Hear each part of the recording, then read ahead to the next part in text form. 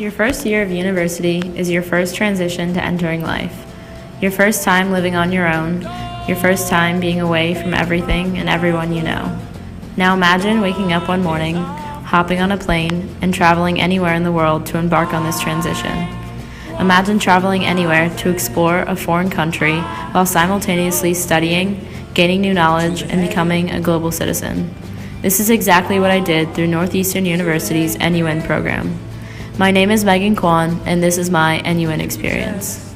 Upon receiving my acceptance to the NUin program, I counted down the days until I began my journey across the world. My brief summer involved saying goodbye to friends and family. Soon enough, I packed up my life in 2 suitcases and 1 exploding backpack, hopped on a plane with 67 strangers, and a short 30 hours of traveling later brought me all the way across the world to Melbourne, Australia. For the next 4 months, I would call Swinburne Institute of Technology in Hawthorne, Melbourne, home. Here, I would have to grocery shop for myself, budget my money, cook for myself, do laundry, and balance school with exploring a new city. My new lifestyle made me realize the many responsibilities that come along with living independently. Starting as early as our first day here, I took countless 10-minute train rides into the city to walk around the streets of Melbourne. Not too long after we arrived, classes began and I was officially a university student. It was cool to see how university works in a foreign country and compare it to the school system at home. I took classes alongside Australians, other international students, and of course, my other NUin peers.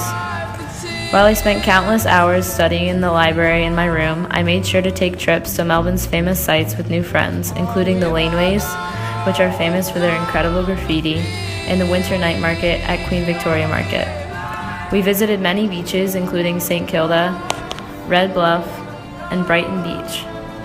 My friends and I also ventured out of the city to hike through the Sherbrooke Forest. And of course, we embraced the Australian sport culture by attending an Australian rules football game, along with the weekend AFL final festivities, which included watching the Killers live. Northeastern planned many excursions for us to explore more of Australia and get the true local experience.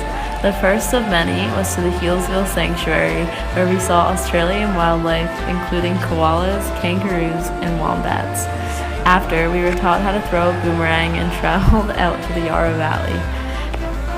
Next, we took a trip to Phillip Island, where we saw pelican feeding, went on a beautiful coastline walk, slid down sand dunes, and watched hundreds of little penguins march out of the water and return to their nests after sunset.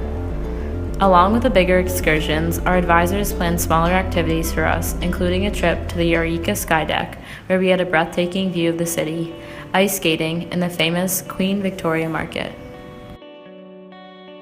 For my mid-semester break, 6 of my friends and I flew to Queenstown, New Zealand. We rented 2 RVs, which we nicknamed Harold and Gertrude, and drove throughout the South Island past millions of sheep, exploring the most beautiful country I've ever been to. We saw breathtaking views at Mount Cook National Park, while hiking at Te Anau, Milford Sound, Stirling Point, and even hot springs in Takapau. After a week of RV living, we finished out our trip staying in an Airbnb in Queenstown, where we explored the city and went skydiving. Upon returning to Melbourne, the excursions continued. Our next trip was to Torquay Beach, where we were taught how to surf. We wandered around the famous Bells Beach, home of Rip Curl Pro, and shopped in surfing brand outlets. One of our last excursions was to Great Ocean Road. We rode along miles of eroded coastline with incredible views. Then came the 12 Apostles. Our last Northeastern excursion was a weekend in Sydney, where we explored the new city and visited beaches like Bondi. To give back to the welcoming Melbourne community, I volunteered for the Australian Red Cross at the pop-up shop outside of the Queen Victoria Market. Every Wednesday, my roommate Leia and I worked in the store, sorting through donations, organizing, tagging, folding, and displaying clothes. I got to interact with the locals and enhance my understanding of the relaxed, friendly Australian community. Along with my weekly service learning as a program, we volunteered at a walk in the park for Parkinson's disease. The event raised money to support people living with Parkinson's in Victoria. I spent the day collecting donations on the street corner. As a whole, this video just scratches the surface of my study abroad experience. Traveling and studying in Australia has been indescribable and has taught me more about myself in 4 months than I could ever imagine.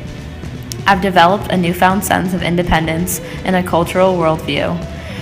As I look back, I will never forget the trips, memories, and stories I've collected over the course of the semester.